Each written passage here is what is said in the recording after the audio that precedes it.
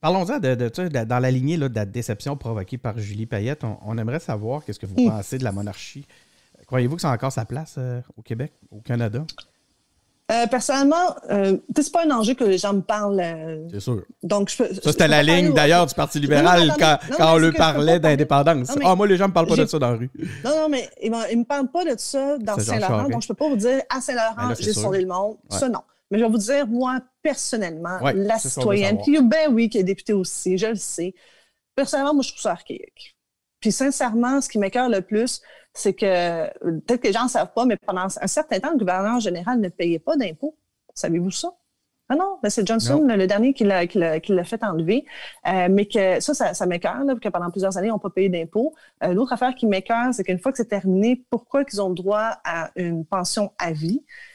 Surtout dans le cas de Mme Payette, elle a démissionné, elle a travaillé entre guillemets 3 ans. Trop fait honneur à la fonction. Hein? La troisième affaire qui m'écoeure, c'est le fait qu'ils ont même un budget de fonctionnement une fois qu'ils sont plus en poste. Pourquoi?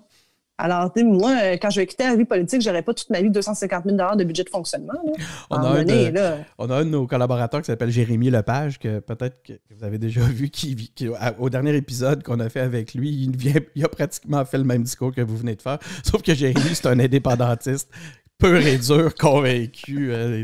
Il n'a pas respiré pendant une demi-heure. Archaïque, il faut qu'on trouve la formule pour nous, là, mais on n'a pas à rester toujours avec la même formule, puis avec tout ce compte de dépenses. Ouais. Puis à la base, je pense que le plus scandaleux dans l'affaire de Mme Payette, c'est que les recherches de base n'ont pas été faites. Vous savez, la recherche traditionnelle Google n'a pas été faite. C'était documenter l'histoire aux États-Unis, l'accident d'auto, c'était documenter la violence conjugale par rapport à son mari, c'était documenter déjà l'histoire à son naissance de Montréal. Alors, pourquoi ils n'ont pas fait de recherche là-dessus avant de lui donner un poste aussi important? Et surtout un poste, là, je pense qu'aujourd'hui, il y a plein de monde là, qui lève la main pour être gouverneur général quand ils ont compris c'était quoi le salaire. Moi, je voudrais juste assistant, moi, je le prendrais. Mais, grosso modo, vous aimez vivre dans un manoir, vous aimez voyager, remettre des médailles. C'était exactement la ligne d'Infoman hier. OK. C'est le voyons pas l'appel d'offres, mais la description de l'offre d'emploi. Écoutez, j'avais une autre question avant, mais là, je vais passer directement à la question du... On a un groupe, là, les engagés publics, où les fans se réunissent, puis je leur ai demandé, avez-vous des questions pour Marois Risky? Puis Marjorie Ramirez a demandé pourquoi Marois Risky n'est pas souverainiste. Mais ça, je l'entends souvent. Mais parce que moi, je suis très indépendante, puis c'est sûr que je crois à l'autonomie du Québec.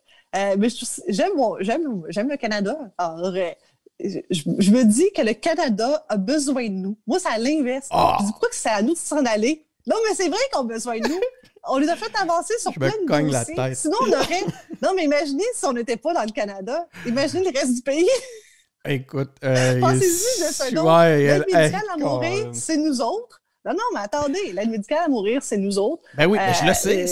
Il y a toutes les grandes avancées au niveau social, sont parties du Québec. Puis je trouve que on apporte quelque chose au Canada. Puis le Canada aussi, il n'y a pas tout le temps que du négatif. Là. Il y a plein d'affaires qu'on aime.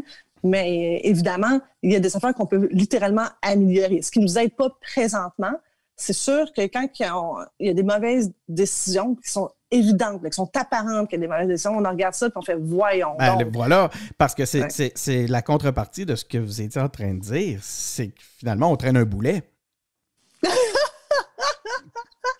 OK. Non, on ne sait pas nécessairement traîner un boulet. Non, on prend notre place dans le Canada. Puis le Canada, des fois aussi, là, c'est arrivé. J'ajoute une question qui m'est venue pendant. Là, à quand un parti avec Véronique Yvon, Marois Risky, Sol Zanetti? On ramasse les meilleurs de toutes, puis on repart un nouveau parti. Écoutez... j'ai réfléchi à ça. Je pense pas que ça va arriver. Non, je penserais pas non plus. Retenez pas votre souffle, s'il vous plaît.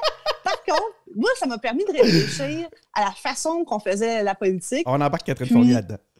Oui, je trouve là, qu'il y a quelque chose qu'on fait qui est différent là, ces temps-ci. Je trouve ça beau. Je trouve ça agréable de travailler avec Véronique Yvon. Je trouve ça agréable de travailler avec Christine Labrie. Puis on s'entend bien. Puis je vous dis, là, du côté de la banquette gouvernementale, celle avec qui je trouve que c'est agréable de travailler, ça a été Sonia Lebel. Puis Véronique Yvon, je l'ai entendu dire, c'était Jean Boulay. Jean Boulay aussi, elle l'a aimé. Vous voyez, là, on se parle d'un club des super députés. Madame Lebel est de la bienvenue, évidemment.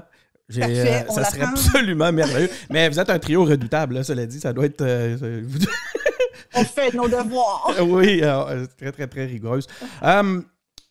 Bon, ma dernière question. Pourquoi avez-vous pas été candidate à la chefferie du PLQ? Parce que j'ai tellement réfléchi. C'était trop tard. Non, je sais pas, non. Non, il n'était pas trop tard. Non, il n'était pas trop tard. Puis, mais j'avais une hésitation que j'arrivais pas à m'expliquer. Puis, il y a une phrase qui m'est venue qui dit « Quand tu le sais pas, c'est parce qu'au fond, tu le sais. » Alors, j'avais pas le sentiment, tu sais, la guerrière, le couteau dans les dents, puis y aller à la chefferie.